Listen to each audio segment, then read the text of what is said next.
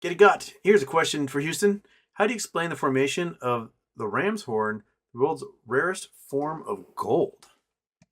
Let's look at the. Is this? We're talking about crystalline gold.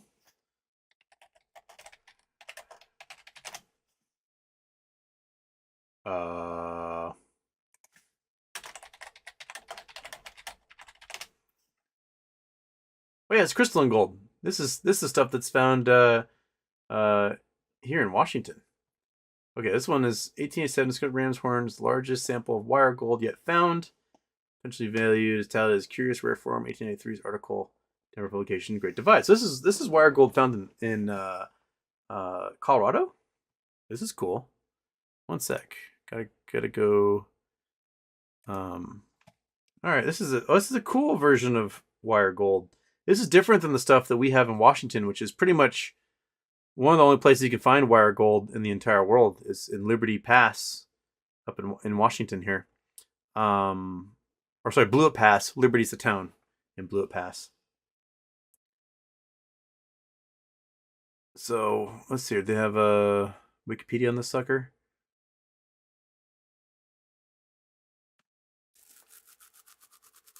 Scientists from Los Alamos National Laboratory had a peek inside the structure of ram's horn. It's 2019. All right. Using neutron characterization techniques, researchers were able to take a look, try and better understand how the shiny object was formed. Almost nothing other than the existence of the specimen is known about wire gold. According to Vogel, wire silver is more common in nature, but its yellow counterpart is so rare that this particular specimen is almost invaluable. Wire silver is mosaic, like polycrystalline aggregate, blah, blah, blah, blah, blah. Gold appears to be composed of only few single crystals. Furthermore, we discovered that the samples are not pure gold, but rather gold-silver alloys. As much as 30% silver, substituting for gold, so that could be a reason why. 70-30 mix. I mean, it's not the only wire gold. We can do wire gold. Wire gold, Liberty, Washington. Here we go. Here's wire gold from Washington. So it's different shape. I mean, there is wire gold, and these suckers are pricey. So this is wire gold from Washington. It makes these like almost like little plant life looking things. And the biggest one I ever found is like 32 pounds. Here's some more wire gold. So it's just the shape of it is, in the fact that it was found in Colorado makes that one rare. But there's a lot of them found in Liberty, Washington. And how these are formed, it may be similar to how the ram's horn one formed. It's just gold nuggets everywhere. So let's go to the map. Let's go to the map. Get a gut. We gotta map this sucker out so I can show you guys what we's talking about. Okay, gotta leave Africa. Gotta go to the Cascade Mountains of Washington State. Okay, so Washington State, blah, Cascade Mountains. All right, so we go. We leave Seattle. We go on I-90, right? I-90 leaves Seattle, go a little bit southeast of Seattle, and gets us over the mountains into eastern Washington. Now, if we take Highway 97, we go up through Roslyn, Clayelum, up through this is Blewett Pass through here, and up in Blewett Pass is a little town called Liberty, and Liberty is, I think, is this Deer Creek? Duh. Yeah, I think this is Liberty here. Let me make sure I got my spots right.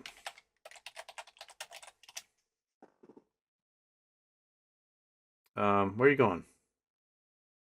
What? Oh shit, that was wrong pass. Wrong pass. This is Liberty. This is Liberty here. Next pass over. This is Blewett Pass. Okay. And then yeah, that's Deer Creek, and then this should be the pond where the old Sumter gold dredge is. But so up here in Liberty, this whole place here is a little old gold town. Lots of gold mines in here, and it's all wire gold like that. So how this gold formed was, if we pan out, we can see we got volcanoes all over the place, right? So these volcanoes, they build up, blah, blah, blah, blah, blah, they explode. But what also comes from them is their magma chambers are deep underground, and those magma chambers can be thousands upon thousands upon thousands of degrees. And anything that's touching that magma chamber gets superheated, such as water. But the water can't turn to steam because it's under pressure. It's got, miles of rock over it. So the water itself won't be steam. It'll still be a liquid. It's forced to be a liquid via pressure, and it will be in thousands of degrees, which means quartz will melt out, sulfur will melt out, silver will melt out, gold will melt out, lead will melt out, copper will melt out, and all that stuff will be melted in this water, this hot water. And if you do the mountain buildings of these volcanoes, there might be cracks and faults that form. And if those faults form, the earth splits and that water will get forced up like a water weenie, just getting forced up. So all this incredibly hot water starts climbing through this rock, and it has hydraulic pressure itself. It might further the crack, and the crack might get bigger and bigger and higher up. And the water gets higher and higher and higher and higher. The higher it goes, the cooler the rock gets because it's under less pressure. And you might get to a stage where some metal starts to crystallize out, or they condense out and they form a solid, and they just stick to the walls. And then that's how you get your quartz veins. Your quartz veins is that quartz is finally solidifying because it's cool enough, and whatever metals are with it solidify as well until it cuts off the water supply, or the water supply doesn't have enough pressure anymore to keep going. But at the hot spring, there might be a hot spring at the top. At the hot spring, you will have particles of gold and silver and copper and everything else that came up with that water. So there's usually a very high concentration of precious metals in that hot spring. Now, these mountains, they're fairly young. They're only a few million years old, the Cascades, but they've gone through some changes.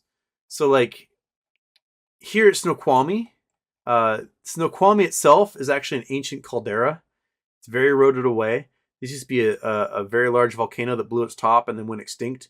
But the ridgeline of the mountains around Snoqualmie Pass represent the caldera of an ancient volcano. Likewise, out here in Liberty, there was a volcanic system here, I don't know, 10, 20 million years ago. And there were hot springs that formed, and they brought up all this gold. And then eventually the volcano died. The mountain itself started eroding away and exposed the gold. And the gold then fell off the cliff walls, tumbled into rivers and streams, and got caught up in the cobbles of all these rocks. And then huge volcanic events from Mount Adams, Mount Baker, Mount Rainier jettisoned a huge amount of ash into the air and covered these ancient riverbeds that had all the gold trapped inside, and then got trapped under miles and miles and miles of rock and ash, and then cooked again. So that gold that had been like a normal nugget form that had been come from a quartz vein got recooked inside these cobbles, and that's when they formed their crystalline wire structure.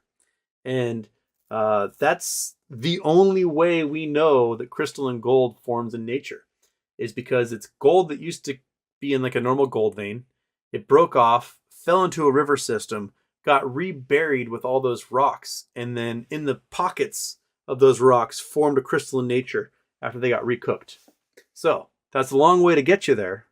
But that is how we get crystalline wire gold. And the ram's head, I would assume, probably formed in a similar way, got reburied in Colorado, and then discovered again as a result. So if you go into the gold mines in Liberty, they are the sketchiest, scariest gold mines, because most gold mines are hard rock, right? The solid rock, you're drilling and grinding away at just solid rock. So you have this tunnel that is just solid. Like it is structurally sound itself because it's solid rock. In Liberty, you are digging through cobbles, this aggregate, to find these crystalline gold structures, and they want to cave in on you constantly. It is terrifying. I have no desire of ever going inside a gold mine in Liberty at all, ever. Ugh. Ugh. Ugh. Okay. Iggy Lemon. Houston, is there any merit to the Toba catastrophe theory that we could possibly have another event that changes the trajectory of our species like that? So if you don't know, Toba is a super volcano in Indonesia. And 70-ish thousand years ago, it had like a 2,000 cubic kilometer eruptive event, which is, on par with what Yellowstone could do. And it supposedly killed off a bunch of humans, destroyed any potential settlements and civilizations that were created, and led to the migration of humanoids like the migration of humanoids like Australopithecus and Neanderthals and I don't know all the names of them, and humans, and they brought them into conflict with each other all over the world until Homo sapiens sapiens either bashed heads or screwed their way out of it. And some folks are lucky enough to have a little bit of Neanderthal in them still. How the Neanderthals had larger brains than Homo sapiens sapiens, so they obviously weren't putting those big brains to use if they got boned to death by boned out of boned into extinction, whatever it is. Well, there you go, kitty. You're just a sweet little dude. Why don't you? I put a nice shirt over there for you to sleep on. You want to sleep right here because you just want everyone to see that you're here hanging out today. That's all right. You're good. Mind regarding which way is the best. Monkey's thinking whoever the bed's the greatest. Well, the bed's a great invention too.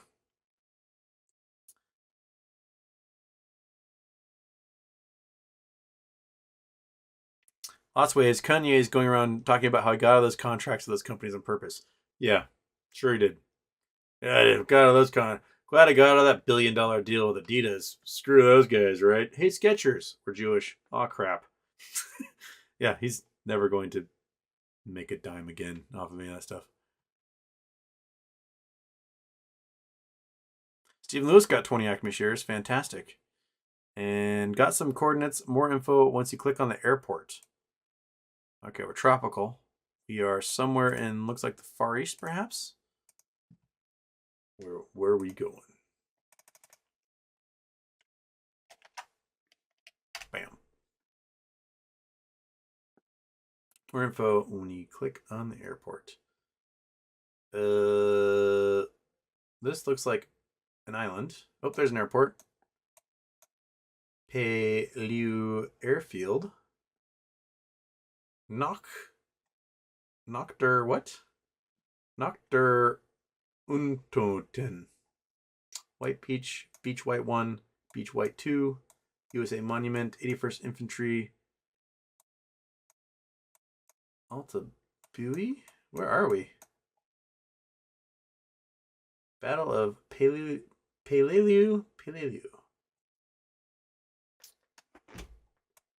Yellow Wall, Casca, Honeymoon Beach. What island group are we in? I don't even know. Oh, in Palau. Okay, we're in Palau. We're in a little southern island here in Palau. When we click on the airport. Okay. Full article.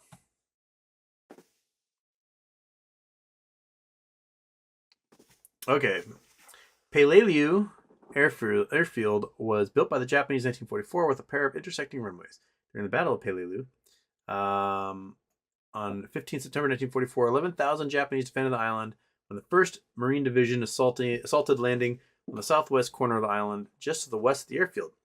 On D+1, 5th Marines moved to capture the airfield and pushed towards the eastern shore. They quickly raced across the airfield under heavy artillery fire from the highlands of the north, suffering heavy casualties in the process. After capturing the airfield, they rapidly advanced to the eastern end of Palau, leaving the island's southern defenders to be wiped out by the 7th Marines. This area was hotly contested by the Japanese, who still occupied numerous pillboxes. Temperatures of around 115 Fahrenheit, and probably humid as hell, and the Marines soon suffered high casualties from heat exhaustion, further complicating the situation. The Marines' only available water supply was contaminated with oil. Still, by day 8, the 5th and 7th Marines accomplished their objectives, holding the airfield in the southern portion of the island. All right. So Seabees repaired the airfield and used it to do bombing ranges over the Philippines and recon over Okinawa. All right. There you go. A little piece of World War II history right there. Back to Earth. So this is a pretty... I mean, this is an atoll here. So you got the ring of the reefs around. But you still have remnants of the oceanic volcanoes here. You have wrinkled hills. So there is highlands in here that are up, 100 feet, 130 feet, 160 feet. But most islands at like 5-6 feet. Town appears at 7 feet, so you know they're living high. Okay. Did I miss anything while I was yik-yakking? No, I did not. Okay. Hey, might be setting a record here. I'm now an hour and 10 minutes behind.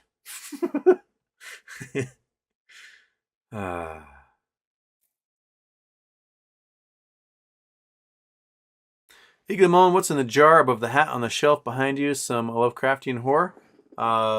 This jar right there, that is a whole bunch of blue clay from Red Feather Lakes, from kimberlite cryptovolcanic structures that we found a bunch of diamonds in. And it's pretty blue color. It doesn't quite show up on camera, but it's all distilled out because it's been sitting in that jar for so long.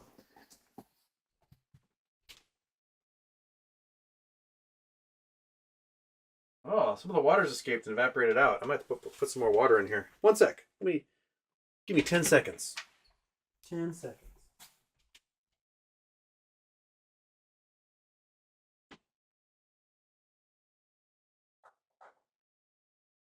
Or 20 seconds.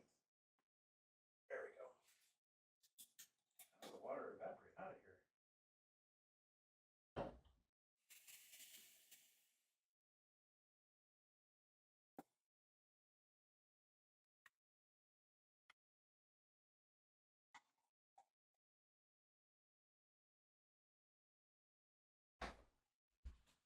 All right.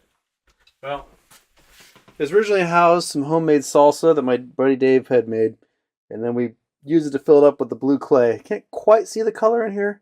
Maybe I'll get a few blue reflections. A lot of mica in it, but I'll let this thing settle out some more. It'll all look better in a bit. But that's what's in that clay. Kitty, how are you? Doing all right? Yeah? Okay.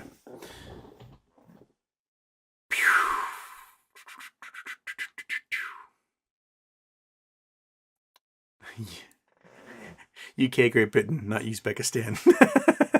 Anybody in Uzbekistan? What broker are you using? How many Uzbeks do we have in here? 50 hands go up. What? Most popular live YouTube program in all of Uzbekistan.